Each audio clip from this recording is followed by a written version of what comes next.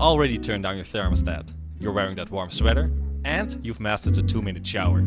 So, what else can you do to maximize your savings?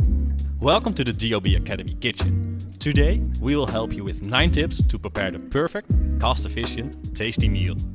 To begin with, try to use as few pans as possible.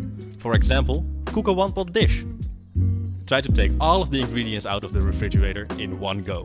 Opening it once is a lot more efficient than opening it shortly, but more often. Chopping your ingredients into smaller pieces reduces their cooking time. When it comes to boiling water, do this in the electric kettle instead of using the gas stove. Remember, descale your appliances regularly, so they work more efficiently. Also, try not to boil more water than you need.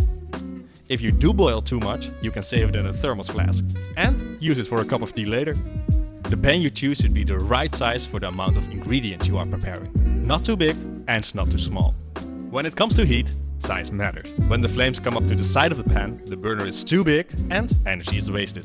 Finally, always cook with the lid on the pan. Therefore, more heat remains inside, so you can cook on a lower flame with the same results. And that's how we make a tasty, energy-efficient meal. Bon appétit!